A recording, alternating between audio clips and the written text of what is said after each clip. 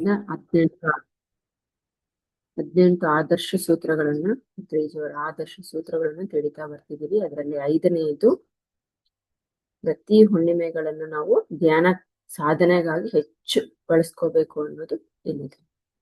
So ಅದನ್ನ ನಿನ್ನೆ ನಮ್ಗೆ ಚನ್ನಬಸವ ಸರ್ ತಿಳಿಸ್ಕೊಟ್ರು. ಇನ್ನು ಹೆಚ್ಚಾಗಿ ಹೇಗೆಲ್ಲ ಬಳಸ್ಕೋಬಹುದು, ಏನಿದೆ ಹುಣ್ಣಿಮೆಯ ಮಹತ್ವ ಏನು, ಹೇಗೆಲ್ಲ ನಾವು ಅದನ್ನ ಬಳಸ್ಕೋಬಹುದು ಅನ್ನೋ ವಿಷಯವನ್ನ ಇನ್ನು ಸ್ವಲ್ಪ ವಿಷಯವನ್ನ ನಾವು ತಿಳ್ಕೊಳ್ಳೋಣ. ಸೊ ಪ್ರತಿ ತಿಂಗಳು ನಮ್ಗೆ ಹುಣ್ಣಿಮೆ ಯಾಕೆ ಬರುತ್ತೆ? ಪ್ರತಿ ತಿಂಗಳು ಬಂದೇ ಬರುತ್ತೆ ಅಲ್ವಾ? ಯಾಕೆ ಬರುತ್ತೆ? ಸೊ ಪ್ರತಿ ತಿಂಗಳು ಹುಣ್ಣಿಮೆ ಬಂದಿದೆ, ಏನ್ ಮಾಡ್ಬೇಕು ನಾವು? ಅದು ನಾವು ಮುಖ್ಯವಾಗಿ ನೆನ್ಪಿಟ್ಕೋಬೇಕು. ಸೊ ಯಾಕೆ ಬರ್ತಿದೆ ಅಂದ್ರೆ ನಾವು ಏನ್ ಮಾಡ್ಬೇಕು ಈ ಹುಣ್ಣಿಮೆ ದಿನ, ನಮ್ಮ ಆತ್ಮ ಉನ್ನತಿಗಾಗಿ ಏನನ್ನ ಮಾಡ್ಬೇಕು. ಸೊ ಪ್ರತಿದಿನ ಇರುತ್ತೆ, ನಾವು ಧ್ಯಾನ ಅನ್ನೋದು ಪ್ರತಿದಿನ ಮಾಡ್ತೀವಿ. ಬಟ್ ಆ ಹುಣ್ಣಿಮೆ ಬರೋದು ನಮ್ಮ ಒಂದು ಆತ್ಮದ ಉನ್ನತಿಗಾಗಿ ವಿಶೇಷವಾಗಿ ಧ್ಯಾನವನ್ನ ಮಾಡಬೇಕು ಅನ್ನೋದಕ್ಕೋಸ್ಕರ ಈ ಹುಣ್ಣಿಮೆ ಅನ್ನೋದು ಬರುತ್ತೆ. ನಮ್ಮ ಜ್ಞಾನವನ್ನ ಹೆಚ್ಚಿಸ್ಕೊಂಡು ನಮ್ಮ ಶಕ್ತಿಯನ್ನ ಹೆಚ್ಚಿಸ್ಕೋಬೇಕು ಅಂತ ಈ ಪ್ರತಿ ತಿಂಗಳು ಹುಣ್ಣಿಮೆಗಳು ಬರುತ್ತೆ. ಏನು ಈ ಹುಣ್ಣಿಮೆಗಳ ಮಹತ್ವ? ಈ ಸಮಯದಲ್ಲಿ ನಾವೇನ್ ಮಾಡ್ಬೇಕು? ಆ ಪ್ರತಿ ತಿಂಗಳು ಬಂದಂತ ಹುಣ್ಣಿಮೆ ಸಮಯದಲ್ಲಿ ಆ ಹುಣ್ಣಿಮೆಗಳನ್ನ ನೆನ್ಪಿಟ್ಕೊಂಡು ಆಗ ನಾವು ಹೆಚ್ಚು ಏನ್ ಮಾಡ್ಬೇಕು?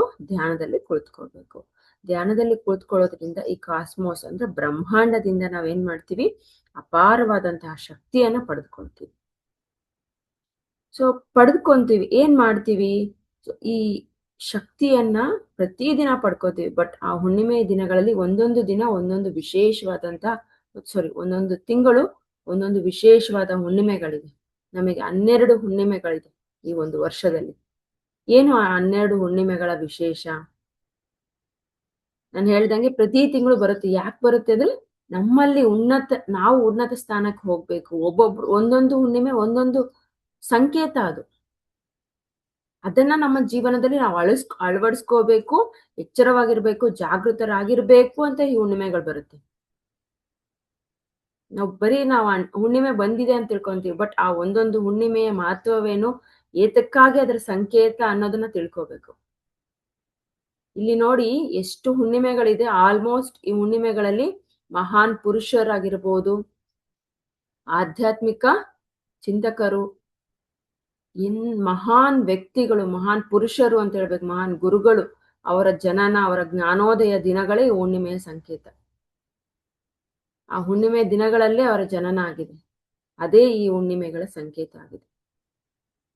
ಅಂದ್ರೆ ಅಲ್ಲಿ ಆ ದಿನಗಳು ಅದ್ಭುತವಾದ ಶಕ್ತಿಯನ್ನ ತೋರಿಸುತ್ತೆ. ಈ ಹುಣ್ಣಿಮೆ ದಿನ ಅಲ್ಲಿ ಏನಾಗಿರುತ್ತೆ? ಪ್ರಕೃತಿಯಲ್ಲಿ ಅಪಾರವಾದಂತಹ ವಿಶ್ವ ಪ್ರಾಣ ಶಕ್ತಿ ಇರುತ್ತೆ. ನಾವೇನ್ ಮಾಡ್ಬೇಕು? ನಮ್ಮ ಉಸಿರಾಟವನ್ನ ಗಮನಿಸಿ ಈ ಶಕ್ತಿಯನ್ನ ನಮ್ಮೊಳಗಡೆ ಪಡ್ಕೋಬೇಕು. ಅದನ್ನ ಸಂಗ್ರಹ ಮಾಡ್ಕೊಂಡು ನಮ್ಮಲ್ಲಿರ್ತಕ್ಕಂಥ ಒಂದು ನಾಡಿ ಮಂಡಲ ಶುದ್ಧಿ ಎಲ್ಲವನ್ನ ಶುದ್ಧಿ ಮಾಡ್ಕೊಳ್ತಾ ಹೋಗ್ಬೇಕು. ನೋಡಿ, ಈ ವಿಶ್ವ ಪ್ರಾಣ ಶಕ್ತಿ ಪ್ರಕೃತಿಯಲ್ಲಿದೆ. ಈ ವಿಶ್ವ ಪ್ರಾಣ ಶಕ್ತಿ ಏನ್ ಮಾಡ್ತಾ ಇದೆ? ಈ ಜಗತ್ತನ್ನ ನಡೆಸುವಂತಹ ಮೂಲಭೂತ ಶಕ್ತಿ ಅದು. ಈ ಜಗತ್ತನ್ನೇ ನಡೆಸ್ತಾ ಇದೆ ಆ ವಿಶ್ವ ಪ್ರಾಣ ಶಕ್ತಿ. ಅಂಥದ್ದು ಈ ಜಗತ್ತನ್ನ ನಡೆಸುವಂತಹ ಒಂದು ಅದ್ಭುತವಾದ ಶಕ್ತಿ ನಾವು ಸ್ವೀಕರಿಸ್ತಾ ಇದೀವಿ. ಸೊ ನಾವು ಸ್ವೀಕರಿಸಿದಾಗ ನಾವು ಎಂತಹ ಅದ್ಭುತವಾದ ಶಕ್ತಿ ಆಗ್ತೀವಿ? ಅದು ಜಗತ್ತನ್ನೇ ನಡೆಸ್ತಾ ಇದೆ ಅಂದ್ರೆ ನಾವು ಕೂಡ ಅದರಲ್ಲಿ ಒಂದು ಭಾಗ. ನಾವು ಅದ್ಭುತವಾದ ಶಕ್ತಿಯನ್ನ ಪಡೆದು ಈ ಜಗತ್ತಿನಲ್ಲಿ ಒಂದು ಶಕ್ತಿಯಾಗಿ ಬೆಳೆಯಬಹುದು. ಸೊ ಆಮೇಲೆ ನಮ್ಮ ದೇಹದಲ್ಲಿ ಯಾಕೆ ಈ ರೋಗಗಳು ಬರುತ್ತೆ, ನೋವುಗಳು ಬರುತ್ತೆ? ಸೊ ನಮ್ಮ ದೇಹದಲ್ಲಿ ಶಕ್ತಿ ಅನ್ನೋದು ಸಮತೋಲನ ಸ್ಥಿತಿಯಲ್ಲಿ ಇಲ್ಲದಿದ್ದಾಗ ಈ ರೋಗ, ನೋವು, ದುಃಖ ಎಲ್ಲ ಬರ್ತಾ ಹೋಗುತ್ತೆ. ಅದಕ್ಕೆ ನಾವೇನಾಗಿರ್ಬೇಕು? ಈ ದೇಹವನ್ನ ಯಾವಾಗ್ಲೂ ಈ ಒಂದು ಶಕ್ತಿಯೊಂದಿಗೆ ಒಂದಾಗಿರೋದಿಕ್ಕೆ ಬಿಡ್ಬೇಕು. ಆ ಶಕ್ತಿಯೊಂದಿಗೆ ಒಂದಾದಾಗ ಏನಾಗುತ್ತೆ? ನಮ್ಮ ದೇಹದಲ್ಲಿರುವ ತೊಂದರೆಗಳು, ನೋವು, ದುಃಖ ಎಲ್ಲ ಮಾಯ ಆಗೋಗುತ್ತೆ. ಬಟ್ ನಾವು ಆ ದೇಹವನ್ನ ಈ ಶಕ್ತಿಯೊಂದಿಗೆ ಎಷ್ಟು ಹೆಚ್ಚು ಒಂದಾಗೋದಕ್ಕೆ ಬಿಡ್ತೀವಿ, ಅದು ಮಾಯ ಆಗುತ್ತೆ. ನೋಡಿ, ಹೇಳ್ತಾರೆ ಈ ದೈಹಿಕವಾಗಿ ಏನ್ ಹೇಳ್ತಾರೆ? ಸ್ವಲ್ಪ ವಯಸ್ಸಾಯ್ತು ಅಂದ್ರೆ ಅಯ್ಯೋ ವಯಸ್ಸಾಗಿದೆ ಬಿಡಿ, ನಿಮಗೆ ಶಕ್ತಿ ಕಡಿಮೆ ಇದೆ ಅಂತ ಹೇಳ್ತಾರೆ. ಅದು ಶಕ್ತಿ ಅನ್ನೋದು ನಿಮಗೆ ಆಹಾರ ತಿನ್ನೋದ್ರಿಂದ ಮಾತ್ರ ಅಲ್ಲ. ನಿಮ್ಮ ದೇಹದ ಸಮತೋಲನವನ್ನ ಕಾಪಾಡಬೇಕು ಅಂದ್ರೆ ಈ ಒಂದು ಪ್ರಾಣಶಕ್ತಿ ಕೂಡ ನಿಮ್ಮಲ್ಲಿ ಬೇಕೇ ಬೇಕು, ವಿಶ್ವ ಪ್ರಾಣಶಕ್ತಿ. ಅದು ನೀವು ವಯಸ್ಸಾಗಿರ್ಲಿ ಚಿಕ್ಕೋರಾಗಿರ್ಲಿ ಸಮತೋಲನದಲ್ಲಿದ್ದಾಗ ಎಲ್ಲ ಕೆಲಸಗಳನ್ನ ಮಾಡೋದಕ್ಕೆ ಉದಾಹರಣೆ. ಬಟ್ ಅದರಲ್ಲಿ ವಿಶೇಷವಾಗಿ ಹುಣ್ಣಿಮೆ ಧ್ಯಾನಗಳನ್ನ ನಾವು ಬಳಸ್ಕೊಂಡಾಗ ಹೆಚ್ಚು ಶಕ್ತಿಯನ್ನ ಪಡೆಯಬಹುದು. ಇದಕ್ಕೆ ಉದಾಹರಣೆ ಹೇಳ್ಬೇಕಂದ್ರೆ ನೋಡ್ತಿದೀವಿ ನಮ್ಮ ಮುಂದೆ ಎಷ್ಟು ಜನ ಮಾಸ್ಟರ್ಸ್ ಇದ್ದಾರೆ. ಸೊ ನಮ್ಮ ನಟರಾಜ್ ಉದಾಹರಣೆ, ಅವ್ರು ಎಷ್ಟು ಶಕ್ತಿಯನ್ನ ಪಡೆದುಕೊಂಡು ಎಷ್ಟು ಹೆಂಗಾಗಿ ಎಷ್ಟು ನೋಡ್ತೀರಾ, ಯಾವಾಗ್ಲೂ 24/7 ಮಾಡ್ತಾ ಇರಿ ಅಂದ್ರೂ ಕೂಡ ಮಾಡ್ತಾನೆ ಇರ್ತಾರೆ. ಅಂದ್ರೆ ಆ ಶಕ್ತಿ ನಮ್ಮನ್ನ ಉತ್ತೇಜಿತವಾಗಿ ಮಾಡುತ್ತೆ, ಇನ್ನೂ ಮಾಡ್ಬೇಕು, ನಾವೇನಾದ್ರೂ ಮಾಡ್ಬೇಕು, ನಮ್ಮನ್ನ ನಾವು ತೊಡಗಿಸ್ಕೊಳ್ಳೋಣ, ಜಾಗೃತ ಸ್ಥಿತಿಗೆ ಹೋಗೋಣ ಅನ್ನೋದನ್ನ ತೋರಿಸುತ್ತೆ. ಇಲ್ಲಿ ವಯಸ್ಸು ಮುಖ್ಯ ಅಲ್ಲ, ನಾವೆಷ್ಟು ಶಕ್ತಿಯನ್ನ ಪಡಿತಿದೀವಿ, ಅದನ್ನ ಹೇಗೆ ಸಮತೋಲನ ಸ್ಥಿತಿಯಲ್ಲಿ ಕಾಪಾಡ್ಕೊತಾ ಇದೀವಿ ಅನ್ನೋದು, ಅದು ಈ ಹುಣ್ಣಿಮೆ ದಿನಗಳಲ್ಲಿ ನಾವು ಹೆಚ್ಚು ಪಡಿತಾ ಹೋಗ್ತೀವಿ ಮಾಸ್ಟರ್. ಅದನ್ನ ನಾವೆಲ್ಲರೂ ತಿಳ್ಕೊಬೇಕು. ಹುಣ್ಣಿಮೆ ಯಾಕೆ ಅಂತಂದ್ರೆ ನಮ್ಮನ್ನ ಪ್ರತಿ ತಿಂಗಳು ಉನ್ನತ ಸ್ಥಿತಿಗೆ ಹೇಗೆ ಬೆಳಿಬೇಕು ಅನ್ನೋದಕ್ಕೆ ನಮಗೆ ಇಲ್ಲಿ ಒಂದೊಂದು ಹುಣ್ಣಿಮೆಗಳು ಒಂದೊಂದು ಸಂಕೇತದ ಮಹತ್ವವಾಗಿದೆ. ಸೊ ನಮಗೆಲ್ಲ ಗೊತ್ತಿದೆ 12 ಹುಣ್ಣಿಮೆಗಳಿದೆ ಅಂತ ಗೊತ್ತಿದೆ. ಸೊ ಮೊದಲನೇ ಹುಣ್ಣಿಮೆ ಯಾವುದು ಇಲ್ಲಿ? ಚೈತ್ರ ಹುಣ್ಣಿಮೆ ಅಂತ ಕರಿತೀವಿ. ಸೊ ಚೈತ್ರ ಹುಣ್ಣಿಮೆ ಅಂದ್ರೆ ಏನು? ಚೈತ್ರ ಅಂದ್ರೆ ಏನು? ಹೊಸದು. ಸೊ ನಮಗೆ ಮೊದಲನೇ ಹುಣ್ಣಿಮೆಯ ಸಂಕೇತ ಹೊಸತು. ನಮ್ಮ ದೇಹದಲ್ಲಿ ನಾವು ಹೊಸತನ್ನ ಅಳವಡಿಸ್ಕೋಬೇಕು. ಇದಕ್ಕೆ ಇನ್ನೊಂದು ಉದಾಹರಣೆ ಹನುಮನ ಸಂಕೇತ. ನಾವು ಹನುಮ ಜಯಂತಿ ಅಂತ ಮಾಡ್ತೀವಿ, ಹನುಮ ಜಯಂತಿ ಅಲ್ಲ, ಅದು ಹನುಮನ ಸಂಕೇತ. ನಾವು ಕೂಡ ಧ್ಯಾನವನ್ನ ಮಾಡಿ ಹನುಮನಾಗೆ ಆಗ್ಬೇಕು, ಧ್ಯಾನವನ್ನ ಅಳವಡಿಸ್ಕೋಬೇಕು. ಹೊಸ ಚೈತನ್ಯ ಅಂದ್ರೆ ಹೆಚ್ಚು ಹೆಚ್ಚು ಧ್ಯಾನವನ್ನ ಮಾಡ್ಬೇಕು, ಅಳವಡಿಸ್ಕೋಬೇಕು ಅನ್ನೋದೇ ಚೈತ್ರ ಹುಣ್ಣಿಮೆಯ ಸಂಕೇತ. ಅದು ಚೈತ್ರ ಹುಣ್ಣಿಮೆ. ಹೊಸತು ನಮ್ಮಲ್ಲಿ ನಾವು ಪ್ರತಿ ಸರಿ ಚೈತ್ರ ಹುಣ್ಣಿಮೆ, ಈ ಹುಣ್ಣಿಮೆ ಬಂದಾಗ ಹೊಸತನ್ನ ಅಳವಡಿಸ್ಕೋತಾ ಹೋಗ್ಬೇಕು, ಅದಕ್ಕೆ ಹುಣ್ಣಿಮೆ ಬರ್ತಾ ಹೋಗುತ್ತೆ, ಅದರ ಸಂಕೇತ ಅದು. ಸೊ ಎರಡನೇ ಹುಣ್ಣಿಮೆ ನಮಗೆಲ್ಲ ಗೊತ್ತಿದೆ. ಈ ಚೈತ್ರ ಹುಣ್ಣಿಮೆ ಹೋಯ್ತು, ನೆಕ್ಸ್ಟ್ ಬರ್ತಕ್ಕಂಥದ್ದು ಬುದ್ಧ ಹುಣ್ಣಿಮೆ. ಎರಡನೇ ಹುಣ್ಣಿಮೆ ಬುದ್ಧ ಹುಣ್ಣಿಮೆ, ಬುದ್ಧ ಪೌರ್ಣಮಿ. ಏನಿದು? ಸೊ ಗೌತಮ ಬುದ್ಧರ ಜನನ ಮತ್ತು ಹೊಂದಿರ್ತಕ್ಕಂತಹ ದಿನ, ಜ್ಞಾನೋದಯ ಆದಂತಹ ದಿನ ಮತ್ತು ನಿರ್ವಾಣ ಹೊಂದಿರ್ತಕ್ಕಂತಹ ದಿನ ಈ ಒಂದು ಬುದ್ಧ ಹುಣ್ಣಿಮೆ. ಇದು ಯಾವುದರ ಸಂಕೇತ? ನಮಗೆ ಬುದ್ಧ ಅಂದ್ರೇನೆ ಶಾಂತಿ, ಅಹಿಂಸೆಯ ಸಂಕೇತ. ಈ ಒಂದು ಶಾಂತಿಯನ್ನ, ಅಹಿಂಸೆಯನ್ನ ನಾವೆಲ್ಲರೂ ಅಳವಡಿಸ್ಕೋಬೇಕು, ಬುದ್ಧನ ಹಾಗೆ ಆಗ್ಬೇಕು ಅನ್ನೋದು ಈ ಹುಣ್ಣಿಮೆಯ ಸಂಕೇತ. ಬುದ್ಧ ಹುಣ್ಣಿಮೆ, ಬುದ್ಧನಾಗೆ ನಾವು ಕೂಡ ಜ್ಞಾನೋದಯವನ್ನ ಪಡಿಬೇಕು, ಶಾಂತಿಯನ್ನ ಎಲ್ಲೆಡೆ ಹಬ್ಬಬೇಕು, ಅದು ಈ ಬುದ್ಧ ಹುಣ್ಣಿಮೆಯ ಸಂಕೇತ. ಸೊ ಮೂರನೇ ಹುಣ್ಣಿಮೆ ವಟ ಹುಣ್ಣಿಮೆ ಆರ್ ಜ್ಯೇಷ್ಠ ಹುಣ್ಣಿಮೆ ಅಂತ ಕೂಡ ಕರಿತೀವಿ. ಸೊ ಇಲ್ಲಿ ನಾವು ಇದು ಯಾವುದರ ಸಂಕೇತ ಅಂದ್ರೆ ಜ್ಯೇಷ್ಠ ಹುಣ್ಣಿಮೆ. ವಟ ಹುಣ್ಣಿಮೆ ಅಂದ್ರೆ, ವಟ ಅಂದ್ರೆ ನಮ್ಗೆಲ್ಲ ಗೊತ್ತಿದೆ. ಸೊ ಇದಕ್ಕೆ ಯಾಕೆ ಕರೀತಾರೆ ಅಂದ್ರೆ ಇಲ್ಲಿ ಒಂದು ಐತಿಹಾಸಿಕ ಹಿನ್ನೆಲೆ ಇದೆ. ನಮಗೆಲ್ಲ ಗೊತ್ತು ಸಾವಿತ್ರಿ ದೇವಿ. ಸಾವಿತ್ರಿ ದೇವಿ ಏನ್ ಮಾಡಿದ್ಲು? ತನ್ನ ಪತಿಯನ್ನ, ಯಾರು, ಸತ್ಯವಾಮನನ್ನ, ಅವರ ಪ್ರಾಣವನ್ನ ಯಮದಿಂದ ಮರಳಿ ಪಡೆದ್ಲು. ಅಂದ್ರೆ ಆ ಪ್ರಾಣವನ್ನ ಮರಳಿ ಪಡೆದ್ಲು ಅಂದ್ರೆ ಅವರ ದೃಢ ಸಂಕಲ್ಪ ಹೇಗಿತ್ತು? ಯಾಕೆ ಪಡೆದ್ಲು? ಆ ಒಂದು ಶಕ್ತಿ ಇದಲ್ವಾ, ನಾನು ಪಡಿತೀನಿ ಅನ್ನೋದು, ಅಂತ ಅದನ್ನ ನಾವು ಅಳವಡಿಸ್ಕೋಬೇಕು. ದೃಢ ಸಂಕಲ್ಪದ ಸಂಕೇತ ಈ ಜ್ಯೇಷ್ಠ ಹುಣ್ಣಿಮೆ. ಸೊ ಜ್ಯೇಷ್ಠ ಹುಣ್ಣಿಮೆ ಅಂದ್ರೆ ನಾವೇನನ್ನ ಅಳವಡಿಸ್ಕೋಬೇಕು? ದೃಢ ಸಂಕಲ್ಪ. ಉದಾಹರಣೆ, ನಾನು ಈ ವರ್ಷದಲ್ಲಿ ಸುಮಾರು 1,00,000 ಜನಕ್ಕೆ ನಾನು ಧ್ಯಾನವನ್ನ ಹೇಳ್ಕೊಡ್ತೀನಿ. ನನ್ನ ಸಂಕಲ್ಪ ಅದು. 1,00,000 ಜನಕ್ಕೆ ನಾನು ಧ್ಯಾನವನ್ನ ಹಬ್ಬಿಸ್ಬೇಕು, ಪ್ರಚಾರ ಮಾಡ್ಬೇಕು, ಇಷ್ಟು ಪಾಂಪ್ಲೆಂಟ್ಸ್ ಅನ್ನ ಕೊಡ್ಬೇಕು, ಇಷ್ಟು ಊರುಗಳನ್ನ ನಲ್ಲೆಲ್ಲ ಸುತ್ತಾಡಿ ಹೇಳ್ಬೇಕು, ನನ್ನ ಸಂಕಲ್ಪ. ಅದಕ್ಕೆ ಬೇಕಾದಂತ ತಯಾರಿ ಮಾಡಿ ಅದನ್ನ ಕಂಪ್ಲೀಟ್ ಪ್ಲಾನ್ ಮಾಡ್ಕೊಂಡು ಅದನ್ನ ಮುಗಿಸ್ಬೇಕು, ಅದು ನನ್ನ ಸಂಕಲ್ಪ. ಕೊನೆಯ ದಿನ ಬಂದ್ರೆ ನೋಡ್ಕೊಂಡ್ರೆ 1,00,000 ನಾನು ಕಂಪ್ಲೀಟ್ ಮಾಡಿ ಆ ಸಕ್ಸಸ್ ಅಲ್ಲಿ ಇರ್ತೀನಿ, ಅಂದ್ರೆ ನಾನು ಅನ್ಕೊಂಡಿರ್ತಕ್ಕಂಥದ್ದು ಮುಗಿಸಿರೋದು. ಸೊ ಇದಕ್ಕೆ ಇನ್ನೊಂದು ಉದಾಹರಣೆ ಹೇಳ್ಬೇಕಂದ್ರೆ ನಮ್ಮ ಪುತ್ರಿಜಿ ಗುರುಗಳು, ಅವ್ರು ಧ್ಯಾನಕ್ಕೆ ಬಂದಾಗ ಯಾರು ಇರ್ಲಿಲ್ಲ, ಅವ್ರು ಮಾತ್ರ ಇದ್ರು. ಅವರ ಸಂಕಲ್ಪ ದೃಢವಾಗಿ ಹೇಗಿತ್ತು? ನಾನು ಧ್ಯಾನ ಜಗತ್, ಸಸ್ಯಾಹಾರ ಜಗತ್, ಸೊ ಪಿರಮಿಡ್ ಜಗತ್ ಎಲ್ಲವನ್ನ ಮಾಡ್ತೀನಿ ಅಂತ ಅವ್ರ ಗಟ್ಟಿಯಾಗಿ ಸಂಕಲ್ಪ ಮಾಡಿದ್ರು. ಬಟ್ ಅದು ಈಗ ಆಗಿದೆ, ಕಾಣಬಹುದು ನಾವು, ಎಷ್ಟು ಅದ್ಭುತವಾಗಿ ನಡೀತಾ ಇದೆ. ಆ ರೀತಿಯಾದ ಸಂಕಲ್ಪಗಳನ್ನ ಮಾಡೋದೇ ಅಂದ್ರೆ ಪ್ರಕೃತಿಯ ದತ್ತವಾಗಿ ಸಂಕಲ್ಪ ಮಾಡ್ಬೇಕು. ಪ್ರಕೃತಿಯ ಬೇಕಾಗಿರುವಂತಹ ಸಂಕಲ್ಪಗಳನ್ನ ಮಾಡಿದಾಗ ಅದ್ಭುತವಾಗಿ ನಡೆಯುತ್ತೆ. ಅದು ಜ್ಯೇಷ್ಠ ಅಥವಾ ವಟ ಹುಣ್ಣಿಮೆಯ ಸಂಕೇತ. ಆ ಹುಣ್ಣಿಮೆಯನ್ನ ಅದ್ಭುತವಾದ ಸಂಕೇತ, ಇಲ್ಲಿ ದೃಢ ಸಂಕಲ್ಪದ ಸಂಕೇತವಾಗಿ ನಾವು ಮಾಡ್ತಾ ಹೋಗ್ತೀವಿ. ಸೊ ನೆಕ್ಸ್ಟ್ ಬರ್ತಕ್ಕಂಥದ್ದು 4ನೇ ಹುಣ್ಣಿಮೆ ಗುರು ಪೌರ್ಣಮಿ, ಗುರು ಹುಣ್ಣಿಮೆ ಅಂತ ನಾವು ಕರಿತೀವಿ. ನಮ್ಗೆಲ್ಲರಿಗೂ ಗೊತ್ತಿದೆ, ಇಲ್ಲಿ ಗುರು ಹುಣ್ಣಿಮೆ ಅಂದ್ರೆ ಗುರು, ಇದರ ಸಂಕೇತ ನಮ್ಮ ಆಧ್ಯಾತ್ಮಿಕ ಗುರುಗಳಿಗೆ ಸಮರ್ಪಣೆ. ಅಂದ್ರೆ ಅವರ ಜ್ಞಾನವನ್ನ ನಾವು ಗುರುತಿಸುವಂತಹ ದಿನ ಇಲ್ಲಿ. ಅವರು ನಮ್ಗೆ ಎಷ್ಟು ಜ್ಞಾನವನ್ನ ನೀಡಿದ್ದಾರೆ, ಆ ಜ್ಞಾನವನ್ನ ನಾವೆಲ್ಲರೂ ಅಳವಡಿಸ್ಕೋಬೇಕು, ಆಚರಣೆಗೆ ತರಬೇಕು ಅನ್ನೋದೇ ಈ ಗುರು ಹುಣ್ಣಿಮೆಯ ಸಂಕೇತ. ಈಗ ನಾವು ಪ್ರಾಪಂಚಿಕತೆಯಲ್ಲಿ ಯಾರೋ ಒಬ್ರು ಒಂದು ವಿದ್ಯೆಯನ್ನ ಹೇಳ್ಕೊಟ್ರೆ ಅವ್ರು ನಾವು ಗುರುಗಳು ಅಂತ ಹೇಳ್ತೀವಿ. ಬಟ್ ಆಧ್ಯಾತ್ಮಿಕತೆಯಲ್ಲಿ ನಮಗೆ ಜ್ಞಾನವನ್ನ ಯಾರು ನೀಡ್ತಾರೆ ಅವರು ನಮ್ಮ ಗುರುಗಳು. ಬಟ್ ನಮ್ಮ ಪತ್ರಿ ಸರ್ ಏನ್ ಹೇಳಿದರೆ, ನಿಮಗೆ ನೀವೇ ಗುರು ಅಂತ ತಿಳಿಸಿದ್ದಾರೆ. ನಮಗೂ ಕೂಡ ಏನು ಗೊತ್ತು, ನಾವು ಯಾವಾಗ ನಮ್ಮ ಶ್ವಾಸವನ್ನ ಗಮನಿಸ್ತಾ ಹೋಗ್ತೀವಿ, ಅವಾಗ ನಾವು ಧ್ಯಾನವನ್ನ ಮಾಡ್ತಾ ಹೋದಾಗ ಆಟೋಮೆಟಿಕ್ ಜ್ಞಾನವನ್ನ ಪಡಿತೀವಿ ಅನ್ನೋದು ಗೊತ್ತು. ಹಾಗಾದ್ರೆ ಇಲ್ಲಿ ಯಾವುದ್ರಿಂದ ನಾವು ಜ್ಞಾನವನ್ನ ಪಡಿತಾ ಇದ್ದೀವಿ? ನಮ್ಮ ಶ್ವಾಸದಿಂದ ನಾವು ಜ್ಞಾನವನ್ನ ಪಡಿತಿದೀವಿ. ನಮ್ಮ ಶ್ವಾಸವೇ ನಮ್ಮ ಗುರು. ಆ ಗುರುವಿಗೆ ನಾವು ಒಂದು ಸಮರ್ಪಣಾ ದಿನವನ್ನ ತೋರಿಸಬೇಕು, ಅದು ಗುರು ಹುಣ್ಣಿಮೆ. ವಿಶೇಷವಾಗಿ ನಮ್ಮ ಆಧ್ಯಾತ್ಮಿಕ ಬದಲಾವಣೆಯಲ್ಲಿ ನಮಗೆ ದಾರಿ ತೋರಿಸಿದಂತಹ ಗುರುಗಳಿಗೆ ಇದು ಸಮರ್ಪಣೆ. ಇನ್ನೂ ಹೆಚ್ಚು ನಾವು ಅವರಿಂದ ಪಡೆಯಬೇಕು ಅನ್ನೋದೇ ಈ ಗುರು ಪೂರ್ಣಿಮೆಯ ವಿಶೇಷತೆ. ಸೊ ಅದು ಆಧ್ಯಾತ್ಮಿಕ ಜ್ಞಾನವನ್ನ ಗೌರವಿಸುವಂತಹ ದಿನ ಗುರು ಪೂರ್ಣಿಮೆ. ಸೊ ಇಲ್ಲಿ ಗುರು ಪೂರ್ಣಿಮೆ ಆದ್ಮೇಲೆ ನೆಕ್ಸ್ಟ್ ಬರ್ತಕ್ಕಂಥದ್ದು ನೂಲು ಹುಣ್ಣಿಮೆ. ನಮಗೆಲ್ಲ ಗೊತ್ತಿದೆ ರಕ್ಷಾ ಬಂಧನ ಹುಣ್ಣಿಮೆ. ಏನಿದು ರಕ್ಷಾ ಬಂಧನ ಅಂದ್ರೆ ಇದರ ಸಂಕೇತ ಪ್ರೀತಿಯ ಸಂಕೇತ. ನಾವು ಪ್ರಾಪಂಚಿಕದಲ್ಲಿ ಅಣ್ಣ ತಂಗಿ ಅಕ್ಕ ತಮ್ಮ ಅವರಿಗೆ ಒಂದು ರಕ್ಷಾ ಬಂಧನವನ್ನು, ನಿನ್ನನ್ನು ಕಾಪಾಡ್ತೀನಿ, ಅದು ಪ್ರಾಪಂಚಿಕದಲ್ಲಿ. ಬಟ್ ಆಧ್ಯಾತ್ಮಿಕತೆಯಲ್ಲಿ ಒಂದು ಪ್ರೀತಿಯನ್ನ, ಇಲ್ಲಿ ಪ್ರಾಪಂಚಿಕದಲ್ಲಿ ದೇಹದ ಪರವಾಗಿ, ಆಧ್ಯಾತ್ಮಿಕತೆಯಲ್ಲಿ ಎಲ್ರೂ ಸಮಾನ.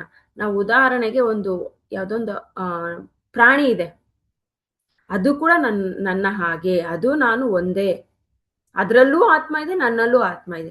ಆ ಪ್ರೀತಿಯನ್ನ ತೋರಿಸೋದು ಈ ನೂಲು ಹುಣ್ಣಿಮೆಯ ಸಂಕೇತ. ಸೊ ನೂಲು ಹುಣ್ಣಿಮೆಯ ಸಂಕೇತ ಪ್ರೀತಿಯ ಸಂಕೇತ. ನಾವೀಗ ಪ್ರಾಪಂಚಿಕದಲ್ಲಿ ಜಸ್ಟ್ ಅಣ್ಣ ತಂಗಿ ಅಕ್ಕ ತಮ್ಮ ಆ ಪ್ರೀತಿಯನ್ನ ಬಾಂಧವ್ಯವನ್ನ ಬೆಳಿತೀವಿ. ಬಟ್ ಇಲ್ಲಿ ಆಧ್ಯಾತ್ಮಿಕತೆಯಲ್ಲಿ ಬಂದಾಗ ಆತ್ಮದಿಂದ ಆತ್ಮಕ್ಕೆ ಆ ನೂಲನ್ನ ಬೆಸಿತೀವಿ. ಇಲ್ಲಿ ಒಂದು ಆತ್ಮಕ್ಕೆ ಯಾವುದೇ ದೇಹ ರೂಪ ಏನೂ ಇಲ್ಲ, ಅದಕ್ಕೆ ಆ ಆತ್ಮಗಳ ಮಧ್ಯ ಪ್ರೀತಿ ಅನ್ನೋದು ಇರಬೇಕು ಅನ್ನೋದರ ಸಂಕೇತ ಈ ನೂಲು ಹುಣ್ಣಿಮೆ ಸಂಕೇತ. ಸೊ ಅದಾದ್ಮೇಲೆ ಬರ್ತಕ್ಕಂಥದ್ದು ನೆಕ್ಸ್ಟ್ ಭಾದ್ರಪದ ಹುಣ್ಣಿಮೆ. ಸೊ ಇಲ್ಲಿ ಭಾದ್ರಪದ ಅಂದ್ರೆ ಏನು, ಇದರ ಸಂಕೇತ ಏನು ಅಂದ್ರೆ, ಭಾದ್ರಪದ ಸಂಕೇತ ವಿಷ್ಣುವಿನ ಸಂಕೇತ. ಸೊ ಹಂಗಾದ್ರೆ ವಿಷ್ಣು ನಮ್ಗೆ ಏನನ್ನ ತೋರಿಸ್ತಾರೆ ಅಂದ್ರೆ, ಸೊ ಅವರ ಸಂಕೇತ ಜಾಗೃತ, ಜ್ಞಾನ, ಬೆಳಕಿನ ಸಂಕೇತ ನಮಗೆ. ಸೊ ನಾವ್ ಯಾವಾಗ್ಲೂ ವಿಷ್ಣುವಿನ ಹಾಗೆ ಜಾಗೃತ ಸ್ಥಿತಿಯಲ್ಲಿರ್ಬೇಕು ಅನ್ನೋದೇ ಈ ಭಾದ್ರಪದ ಹುಣ್ಣಿಮೆಯ ಸಂಕೇತ.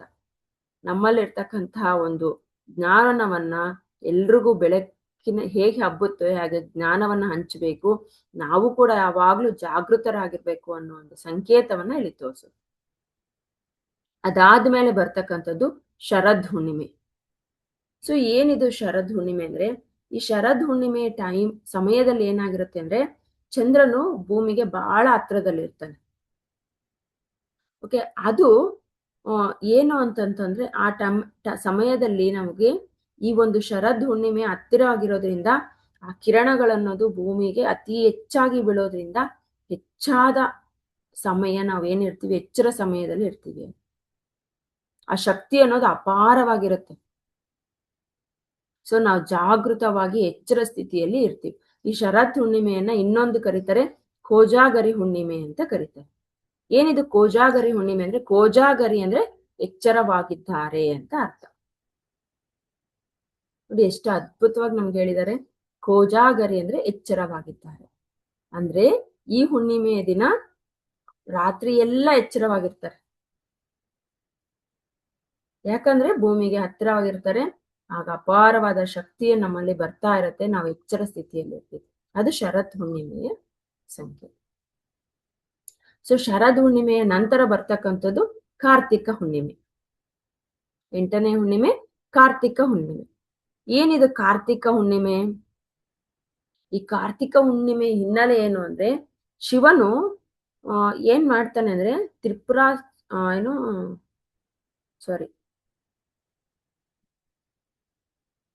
ಶಿವನು ತ್ರಿಪುರಾರುಸು ಎಂಬ ರಾಕ್ಷಸನನ್ನ ಸಂಹಾರ ಮಾಡ್ತಾನೆ. ಅಲ್ಲಿ ಸಂಹಾರ ಮಾಡಿದಂತಹ ದಿನವನ್ನ ಈ ಕಾರ್ತಿಕ ಹುಣ್ಣಿಮೆ ಅಂತ ಕರೀತಾರೆ. ಸೊ ಆ ಸಂಹಾರ ಮಾಡಿರ್ತಕ್ಕಂತಹ ದಿನ, ಹಾಗಾದ್ರೆ ನಾವು ಕೂಡ ಇಲ್ಲಿ ನಮ್ಮಲ್ಲಿರ್ತಕ್ಕಂಥ ಅಜ್ಞಾನವನ್ನ, ಅಧರ್ಮವನ್ನ, ಸೊ ಅದನ್ನ ಸಂಹಾರ ಮಾಡಿ ನಮ್ಮ ಒಂದು ಏನ್ ಹೇಳ್ತೀವಿ ಜ್ಞಾನ ಧರ್ಮದ ವಿಜಯವನ್ನ ತೋರ್ಸಕ್ಕಂತಹ ದಿನ ಕಾರ್ತಿಕ ಹುಣ್ಣಿಮೆ. ಈ ಕಾರ್ತಿಕ ಹುಣ್ಣಿಮೆಯಲ್ಲಿ ನಾವು ಕೂಡ ನಮ್ಮಲ್ಲಿರ್ತಕ್ಕಂಥ ಅಜ್ಞಾನವನ್ನ, ಅಧರ್ಮವನ್ನ ತೊಲಗಿಸ್ಬೇಕು, ಸಂಹಾರ ಮಾಡ್ಬೇಕು ಅನ್ನೋದೇ ಈ ಸಂಕೇತ. ಸೊ ಅಲ್ಲಿ ಶಿವ ಹೇಗೆ ರಾಕ್ಷಸನ ಸಂಹಾರ ಮಾಡ್ತಾನೆ, ಹಾಗೆ ನಾವು ಕೂಡ ಅಲ್ಲಿ ಆವತ್ತಿನ ದಿನ ಹೆಚ್ಚು ಧ್ಯಾನವನ್ನ ಮಾಡಿ ನಮ್ಮಲ್ಲಿರ್ತಕ್ಕಂತಹ ಅಧರ್ಮ, ಅಜ್ಞಾನವನ್ನ ತೊಲಗಿಸ್ಕೋಬೇಕು ಅನ್ನೋದೇ ಆ ದಿನದ ವಿಶೇಷ. ಸೊ ಅದಾದ ನಂತರ ನೆಕ್ಸ್ಟ್ 9ನೇ ಹುಣ್ಣಿಮೆ, 9ನೇ ಹುಣ್ಣಿಮೆ ಮಾರ್ಗಶಿರ ಹುಣ್ಣಿಮೆ. ಸೊ ಏನು ಇಲ್ಲಿ ಮಾರ್ಗಶಿರ? ಸೊ ಈ ಮಾರ್ಗಶಿರ ಹುಣ್ಣಿಮೆ ವಿಶೇಷ ಏನಂದ್ರೆ, ಅವತ್ತಿನ ದಿನ ನಮಗೆಲ್ಲ ಗೊತ್ತಿದೆ ದತ್ತಾತ್ರೇಯ ಅವರ ಹುಟ್ಟಿದ ದಿನ. ಸೊ ಇಲ್ಲಿ ದತ್ತಾತ್ರೇಯ ಅವರು ಹುಟ್ಟಿದ ದಿನ ಅವತ್ತು ವಿಶೇಷವಾದಂತಹ ದಿನ. ಅದನ್ನು ದತ್ತಾತ್ರೇಯ ಹುಣ್ಣಿಮೆ ಅಂತಾನೂ ಕರೀತಾರೆ, ಮಾರ್ಗಶಿರ ಹುಣ್ಣಿಮೆ ಅಂತಾನೂ ಕರೀತಾರೆ. ಇಲ್ಲಿ ಈ ಮಾರ್ಗಶಿರ ಹುಣ್ಣಿಮೆಯ ಮುಖ್ಯ ಏನು ಸಂಕೇತ ಅಂದ್ರೆ, ಬ್ರಹ್ಮ ವಿಷ್ಣು ಮಹೇಶ್ವರರ ಸಂಯೋಜಿತ ಶಕ್ತಿ. ಅಂದ್ರೆ ನಾವು ನಮ್ಮಲ್ಲಿರ್ತಕ್ಕಂತಹ ತಪ್ಪುಗಳನ್ನ ಸಂಹರಿಸಿ ನಾವು ಸಕಾರಾತ್ಮಕವಾಗಿ ಸಂಕಲ್ಪವನ್ನ ಮಾಡ್ತಕ್ಕಂಥ, ಅಂದ್ರೆ ನಮ್ಮಲ್ಲಿರ್ತಕ್ಕಂಥ ಕೆಟ್ಟದ್ದನ್ನ ತೊಲಗಿಸಿ ನಾವು ಒಳ್ಳೆಯದನ್ನ ಬದಲಾವಣೆ ಮಾಡಿಕೊಳ್ಳುವಂತಹ ಸಂಕೇತ ಈ ಮಾರ್ಗಶಿರ ಹುಣ್ಣಿಮೆ. ನೋಡಿ, ಬ್ರಹ್ಮ ವಿಷ್ಣು ಮಹೇಶ್ವರ ಅದು ಇದರ ಸಂಕೇತ. ಸೊ ಅದಾದ್ಮೇಲೆ ನೆಕ್ಸ್ಟ್ ಬರ್ತಕ್ಕಂಥ ಹುಣ್ಣಿಮೆ ಪುಷ್ಯ ಹುಣ್ಣಿಮೆ.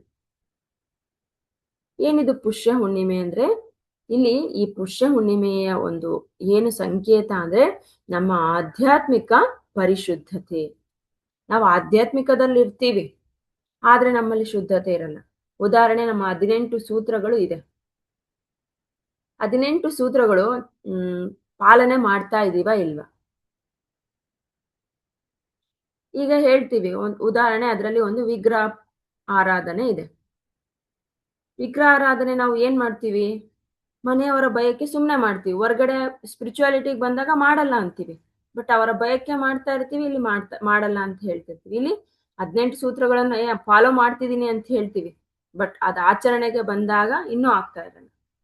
ಆಗ ನಮ್ಮ ಆಧ್ಯಾತ್ಮಿಕ ಪರಿಶುದ್ಧತೆ ಇರಬೇಕು. ನಾವು ಹೇಳುವ ಕೆಲಸ, ಮಾಡುವ ಕೆಲಸ ಒಂದೇ ಆಗಿರ್ಬೇಕು. ಅದು ನಮ್ಮ ಪರಿಶುದ್ಧತೆಯನ್ನು ತೋರಿಸುತ್ತೆ. ಅದನ್ನ ನಾವು ಮಾಡ್ತಾ ಹೋಗ್ಬೇಕು. ಅದು ಈ ಪುಷ್ಯ ಹುಣ್ಣಿಮೆಯ ಸಂಕೇತ. ಅಲ್ಲಿ ನಾವು ಈ ಆಧ್ಯಾತ್ಮಿಕ ಪರಿಶುದ್ಧತೆ ಆಗ್ಬೇಕು ಅಂದ್ರೆ, ಆ ದಿನಗಳಲ್ಲಿ ನಾವು ಹೆಚ್ಚು ಹೆಚ್ಚು ಹೆಚ್ಚು ಹೆಚ್ಚು ಧ್ಯಾನ ಸಾಧನೆಯನ್ನ ಮಾಡಿದಾಗ ಮಾತ್ರ ಪರಿಶುದ್ಧತೆ ಆಗೋದಕ್ಕೆ ಸಾಧ್ಯ ಆಗುತ್ತೆ. ಅದು ಆ ವಿಶೇಷವಾದಂತಹ ದಿನ ಹುಣ್ಣಿಮೆ. ಅದಾದ ಮೇಲೆ ನಮಗೆ ಬರ್ತಕ್ಕಂಥದ್ದು ಮಾಘ ಹುಣ್ಣಿಮೆ. ಸೊ ಮಾಘ ಹುಣ್ಣಿಮೆ ಅಂದ್ರೆ ಎಲ್ರಿಗೂ ಗೊತ್ತಿರುತ್ತೆ. ನಾವು ಒಂದು ಪ್ರಾಪಂಚಿಕದಲ್ಲಿ ಮಾಘ ಹುಣ್ಣಿಮೆ ಏನ್ ಮಾಡ್ತಾರೆ, ಪವಿತ್ರ ನದಿಗಳಲ್ಲಿ ಸ್ನಾನ, ತೀರ್ಥ ಸ್ಥಳಗಳಲ್ಲಿ ತ್ರಿವೇಣಿ ಸ್ನಾನ ಅಂತೆಲ್ಲ ಮಾಡ್ತಾರೆ ಈ ಮಾಘ ಹುಣ್ಣಿಮೆ. ಸೊ ಏನಕ್ಕಾಗಿ? ನಮ್ಮಲ್ಲಿರ್ತಕ್ಕಂಥದ್ದು ಏಕೆ ಪ್ರಾಪಂಚಿಕತೆಯಲ್ಲಿ ತೊಳೆದುಕೊಂಡು, ಪಾಪಗಳನ್ನ ಕಳೆದು, ಕರ್ಮಗಳನ್ನೆಲ್ಲ ತೊಳೆದುಕೊಂಡು ಪುಣ್ಯವನ್ನ ಮಾಡೋಣ ಇನ್ ಮುಂದೆ ಅಂತ ಮಾಡ್ಕೊಂತಾರೆ ಪ್ರಾಪಂಚಿಕ. ಬಟ್ ಆಧ್ಯಾತ್ಮಿಕತೆಯಲ್ಲಿ ನಮ್ಮ ಆತ್ಮ ಅನ್ನೋವಂಥ ಶುದ್ಧೀಕರಣ, ಅದರ ಸಂಕೇತವೇ ಈ ಮಾಘ ಹುಣ್ಣಿಮೆ. ಹೇಗೆ ಪ್ರಾಪಂಚಿಕದಲ್ಲಿ ದೇಹವನ್ನ ಶುದ್ಧೀಕರಣ ಮಾಡ್ಕೋತೀವಿ, ಈ ಆಧ್ಯಾತ್ಮಿಕತೆಯಲ್ಲಿ ಆತ್ಮ ಅನ್ನೋದನ್ನ ಶುದ್ಧೀಕರಣ ಮಾಡ್ಬೇಕು. ಹೇಗೆ ಶುದ್ಧೀಕರಣ? ನಾವಲ್ಲಿ ಪರಿಶುದ್ಧತೆ ಆಗ್ಬೇಕು ಅಂದ್ವಿ, ಬಟ್ ಇಲ್ಲಿ ಶುದ್ಧೀಕರಣ ಮಾಡ್ಕೋಬೇಕು.